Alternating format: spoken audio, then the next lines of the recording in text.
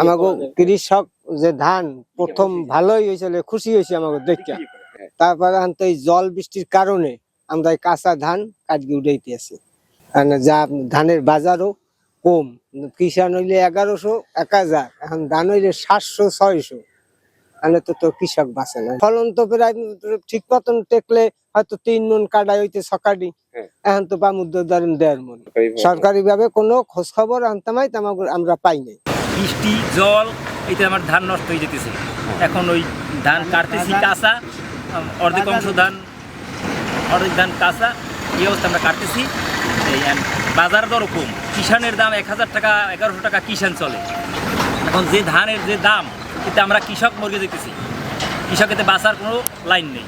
আমরা যে আলু ডিবাদা যেভাবে জাগাইছি, আমরা এখন জমাইছি ভালোভাবে সুষ্ঠুভাবে উঠবে, হ্যাঁ তো ওঠেই না। বন্যায় দেশে ফেলাইয়া আদা কাঁচা ধান সব পড়ে গেছে, পড়ার পর ধান কি করবো, বদলা হেয়া পাই না। তারপর আমরা নিজেরাই কাজ কাম করতে লাগছি, যেন ওই আদা কাঁচা ধান হইয়া কাটতে লাগছি। তারপর আর কি করা যাবে, যে কাজ করছি জমাইছি তো ভালোভাবে উঠবে, এত ভগবান উঠায় নাই, অনেক কিছু করার আছে। আমরা ঘরের দুজনেই ধান কাটতে আসি।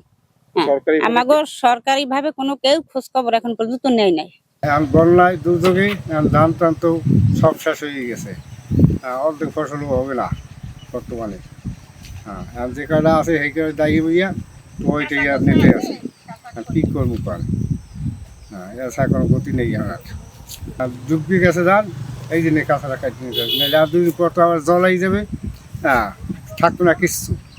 হ্যাঁ, এই জন্য কাঁচাটা কাটতে। ভালো হয়েছিল, বন্যায় ধানের ক্ষতি হয়েছে, ধান কাঁচা পড়ে গেছে, আমাকে লস হয়েছে। দামে কম, বিক্রি করা যায় না, বিক্রি করার সমস্যা, ব্যাপারে দাম কয় কম।